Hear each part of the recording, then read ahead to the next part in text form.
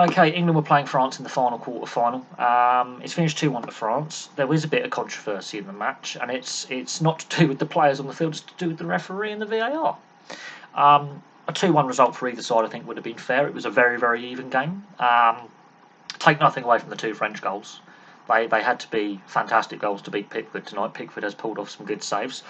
The Harry Kane first penalty that he does score, not the one he misses, again, that has to be almost pinpoint perfect. And Lloris goes the wrong way, which helps, but you trust Harry Kane from the spot. Of course, obviously, he has that moment with the second penalty. Defensively, both sides were good at times and then exceptionally open at others. I think Mbappe was well marshalled by Kyle Walker with assistance from other players. I think he was very well marshalled. He didn't have the impact on the game that was expected. Mbappe, they kept him quiet, but that allows Giroud to have a bigger impact. By the fact that their eyes are on Mbappe. Griezmann was good and bad. Griezmann obviously the cross for Giroud's goal, absolutely. But there was times where the game was passing Griezmann by. He was getting sloppy with his passing, his positioning. He was giving away fouls. Don't get me wrong, Griezmann's a fantastic player, but he was blowing hot and cold in this game. On an England point of view, started too slowly, which allowed the French to take the early lead after 17 minutes with Aurelien Tchouameni's fantastic daisy cutter half volley. Takes a slight nick. Pickford, I mean, look, people say Pickford's not the tallest keeper, with Pope or Ramsdale saved that, possibly because they're a slightly taller goalkeeper, but if you see it late and the ball's travelling at that pace, at least Pickford is a very athletic keeper, and he gets close to it. It goes in. It's a brilliant strike, and it would have to be from that distance to beat a shot stopper like Pickford. So I'm not angry at that goal being scored. In fact, it was a very, very good finish, and I like seeing cracking volleys from outside the box. I like seeing long-range shots that really stretch a goalkeeper and either force him into a great save, like Lloris did against Bellingham early in the second half, or scream in the back of the net. They're the goals that I remember, and that was a fantastic goal by a very, very good, solid, up-and-coming young midfielder. You know, England's response took too long, in my opinion, and that while they did play themselves into the game, and France also have their defensive frailties, their back four doesn't fill me with confidence. Hernandez can't defend very well. Upamecano is all over the place. He's a calamity waiting to happen. Their right side of the defence, they've got two centre backs there, and they did a very, very good job. The left hand side of their defence, we were picking it apart, but couldn't take full advantage of a very, very nervy left back, left centre back partnership. Personally, I think Deschamps may make some changes there. In the semi-final, I really do. I really do. In regards to the controversy, and I think the French can feel the same as well because they could have had a couple of penalties, and I'm not joking. I really, with what penalties we've seen given in this tournament, and the precedent that's been set, especially when VAR gets involved, or a referee decides that's a penalty. Look at Ronaldo's penalty for Portugal early in the tournament; he barely got touched. They check on 25 minutes that if it's not given as a penalty, that should be a free kick. It is a foul. It's not even given. And then there's the possible foul in the build up to Tchouameni's goal, which that's more of a 50-50, and that's down to reading the game and what the referee feels, how the game is flowing. And I think that's a fair challenge, really. It's a 50-50 one. You would be disappointed if you conceded a penalty or a free kick there. You'll be disappointed if you're not given it. But that's a run-of-the-mill 50-50 that can go either way. Ultimately, it's ended up with France scoring, but you can't just wave your hat. The England players allowed the poor referee to get in their heads a little bit, and so did the French when it was 1-1. When the game got equalised, the French were starting to get frustrated with the referee. So both sides can be equally aggrieved by a poor officiating performance from all the officials. I'm going to put that out there. Now, obviously, Harry Kane does score his penalty on 54 minutes, and that's this point where England are on top. So France were on top in the first half, and I think rightly led it 1-0 at half time. England making it 1-0, I think, is a fair reflection on the balance of the game, being very 50-50 and swings and roundabouts. But as soon as England score that, as soon as we score that, Rabiot has it's a fantastic shot by Rabiot. He shouldn't be in that kind of space. And Pickford's pulled off some very good saves, and you can see Pickford getting ultimately exasperated with the defenders in front of him. And you see this a lot with England. I see this a lot with Pickford getting really frustrated with the players in front of him not doing their jobs. And look, Pickford's a great shot stopper. Okay, he's not the best at getting crosses, and he's maybe not the tallest goalkeeper, but he's athletic, and he will throw himself in front of a moving ball. And there are signs from both sides defensively. They are suspect. I've been saying this for both sides for quite some time. Now, Giroud had a sighter before his goal, literally the phase before. It's a great save from Pickford to stop Giroud's, you know, scissor kick volley. It really that was a good save, and that was a good shot as well. Giroud, look, well, his time in England with Arsenal and Chelsea, he did get a fair bit of bad press, criticised. Look how much the guy's won as a player, and look what he's done for France. If he's an average player, how has he done that for France and passed Thierry Henry's scoring record and extended it? He's not a bad player. He's underrated. I think Giroud is a bit more of a proper old school centre forward than Benzema. He will drop deep. He'll be physical, and there's less controversy with Giroud. Giroud is a heart and soul guy. You need players like that in your squad. And he's richly rewarded. The emotion in his face when he scores, it's fantastic. I like Olivier Giroud. I think he's done it the hard way as well. He didn't start at the fashionable clubs. He worked hard to get where he is, and he's a fantastic player. And look, that goal is brilliant.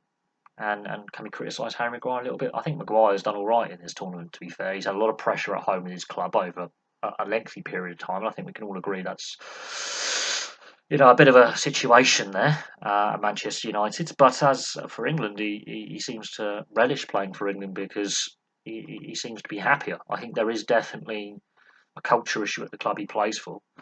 And he's not a bad player. He's not the world-class defender. He's a solid defender. And okay, he's got that one a little bit wrong, but Giroud is a very, very solid centre-forward, and he's a great header of the ball. And it's a brilliant header that has to beat Pickford. Half a yard closer or a little bit weaker header, Pickford saves that. It's one of them. You can't, what you can't legislate for is Harry Kane deciding to think he's playing rugby union and taking a penalty in front of the posts rather than scoring a penalty in football. And look, pressure situations, it happens. And Harry Kane has missed a couple of penalties for England now. He's had a bit of a shaky time with Spurs lately. So look, there's other players who take penalties for their clubs on that field. Bellingham, Rashford, Grealish has taken penalties for Man City and when he was at Aston Villa as well. There are other players. Kyle Walker's taken some penalties as well. There are other players on that field who can take penalties. And when they bring on Grealish after John Stone goes off injured, it's not Harry Kane going over to ask for instructions. It was Jude Bellingham showing leadership and then bringing the team around him and issuing the instructions. So there's clearly question marks at times with Harry Kane in regards to his leadership. I think there are other players in that squad that seem to take responsibility. I think Jordan Henderson had a very, very good game. And he was getting frustrated. I think a lot of England and even the French players were getting frustrated with this referee. But no, you can't legislate for that penalty miss. The fact that penalty needed VAR, and I will link in another sport with this, where even in another sport that is far more brutal, that is a 5-minute major. So most of you won't watch ice hockey or the NHL or any of the other ice hockey leagues around the world, so you may go, what are you talking about? In ice hockey, you obviously can body check, you can hit, but a hit from behind in the numbers is classed as I think called charging, which is where you line up your opposition and you just drill them whether they got the possession or not. That is a suspendable offence in ice hockey, actually, to be fair. So for the referee to say that's not a foul of any kind is ridiculous. Now, the fact that VAR had to say, by the way, you were staring at that, and the French defender Hernandez has no intention of jumping for the ball, contesting the ball, looking at the ball. He's just lined up the player and he's put the shoulder and the elbow straight in his back. The ball is not even in vision of the camera. That is ridiculous. And the fact that the referee says that's not a penalty on the field is shocking. The quality of refereeing in the Netherlands-Argentina quarter-final and this England-France quarter-final has been appalling. And there's been a few other games where the refereeing hasn't been great. At the end of the day, look, you can't blame the officials for losing. you've got to take your opportunities. And look, Lloris had a very good game in goal. He's pulled off some good saves as well. Both Pickford and Lloris, whatever goalkeeper was on the losing side can feel that they've done their job, and it's obviously they can feel a little bit hard done by. But at the end of the day, that was a very even game. I think England can learn a lot from this. Whether Southgate completes his contract until the next Euros, look, semi-final, final, and a quarter-final, it's better than what went before. On the France side of things, like Deschamps been there for a long time. He's a very successful coach at this level, and at the end of this tournament, his contract's up. We're not sure if he's going to extend. I mean, if France lose tonight, does he hang around? So I think very open game. Played at a good intensity with good pace. It wasn't one of those really slow, methodical games like we have seen in the tournament. When both sides were on the ball, they were looking to move quick. And I'm discussing more the poor refereeing performance than what was actually a nervy game as supporting England. But if England aren't playing that game and that's someone else, I want to see the World Cup champions try and defend and get back to the final, because it hasn't been done since '62 that a World Cup champion has successfully defended their title. And look, this French side attacking is fantastic, and they've got some players who play for them that I actually kind of like. It's a bit frustrating, and there's some of the England players, some of the young players have really stepped up this tournament, like Saka and Bellingham. It's been refreshing to see them let off the leash and none of this negative football for large portions for England. It's been fantastic. Some of the senior players, could and possibly should do better, but some of the younger players have really shown a lot of maturity. Jude Bellingham is a fantastic player. Saka has shown a lot of skill and a lot of energy, which is fantastic, which I think England have been lacking in recent years, and suddenly we're seeing these young players doing rather well. So I'm not overly angry at England for getting knocked out or overly disappointed. I can see the green shoots there, but is Gareth Southgate really the guy to turn those quarterfinals, semi-finals and finals into actually winning a major tournament? And while definitely the mood around the squad and the accountability is a lot better, and there seems to be more unity now in the national side than we had for the best part of 2-3 decades, where club rivalries really disrupted dressing room. I still think there's a lot of positivity. I do think our weakness is still defence, which has been highlighted with the 2 goals that have been scored, and I also think England, as well as France, at times in this game, allowed the poor referee to really affect them and frustrate them. And there will be questions asked about that refereeing performance, as well with the Argentinians and the Dutch last night. That referee was shocking as well. So there's going to be a lot of debate in the media, not about necessarily the result, but the standard of refereeing at this stage of the tournament. A lot of questions to be asked. But there we go, France. Look, it was a very even game. Hats off to them. They took their chances. England, look, a penalty goes in. We're still having a penalty shootout or extra time right now as I'm recording this video. So I'm not as upset as I was when I was younger.